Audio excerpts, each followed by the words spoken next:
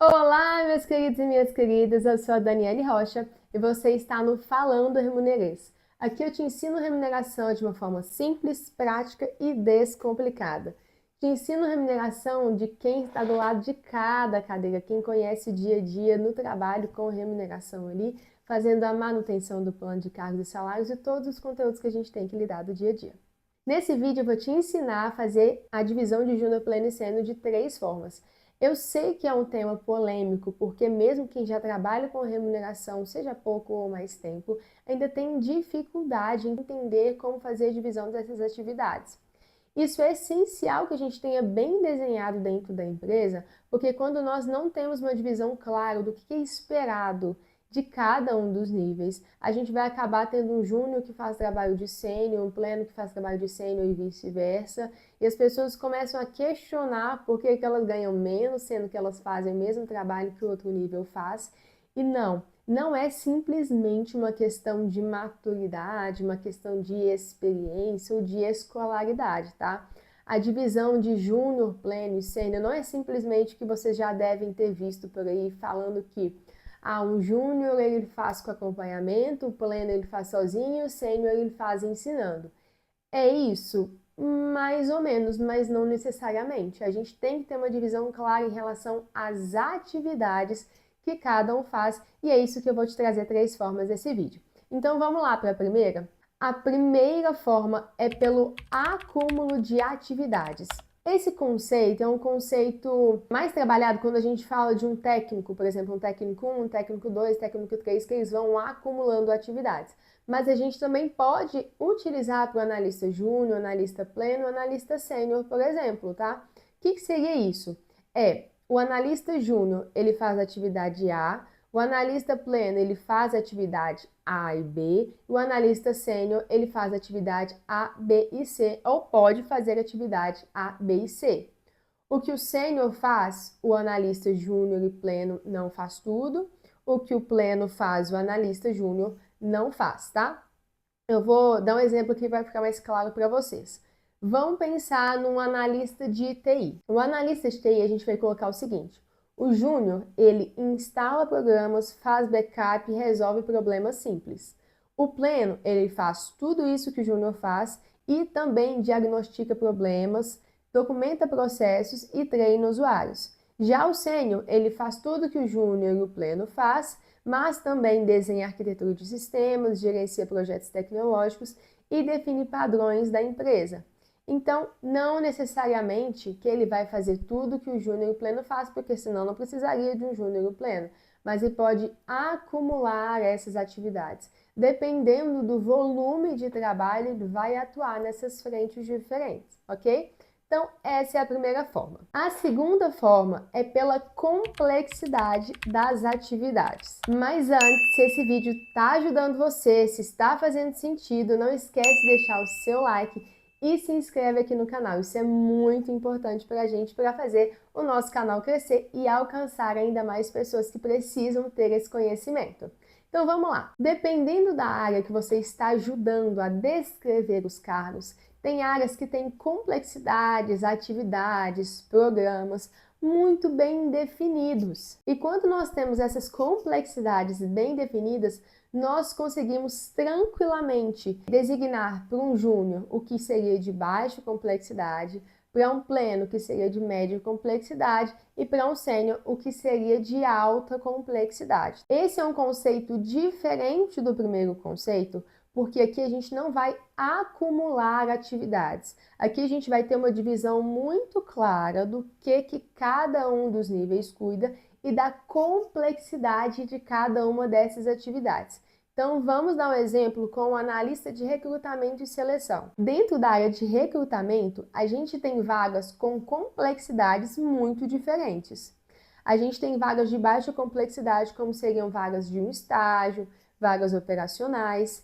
Esse tipo de vaga a gente consegue designar muito claramente para um analista júnior. As vagas de média complexidade, como vagas de analistas, júnior, pleno, sênior, talvez de um especialista, de um coordenador, a gente consegue colocar essas atividades, essas vagas para um analista pleno. E as vagas de alta complexidade, como vagas de liderança, vagas de diretoria, a gente pode colocar isso para um analista sênior, dependendo do nível, não dá, né? Se for talvez uma alta liderança, como diretoria que eu falei aqui. Mas as vagas de maior complexidade, como vagas de liderança, que elas precisam de mais tempo para ser trabalhadas, a gente consegue designar para um analista sênior. Aqui você conseguiu entender? A gente tem complexidades muito bem definidas. Eu tenho categorias de vagas, como vagas de baixa complexidade, média complexidade e alta complexidade, e eu consigo colocar isso para cada um dos níveis que eu estiver trabalhando. Você pode pensar isso também com programas. Então, talvez na companhia você tem programas que um júnior consegue tocar sozinho, são programas recorrentes, programas que já estão bem padronizados, e o júnior consegue tocar. E outros programas ou outras atividades da área você designa para outros níveis. Então, essa é a segunda forma. A terceira forma de fazer a divisão é uma mistura da primeira e da segunda forma. Eu não consegui colocar um nome para isso, eu só consigo dizer que é uma mistura desses dois passos. Nessa última forma, a gente vai combinar complexidade com acúmulo de atividades, tá? Eu sempre costumo dizer o seguinte, o pleno, ele é o seu nível padrão.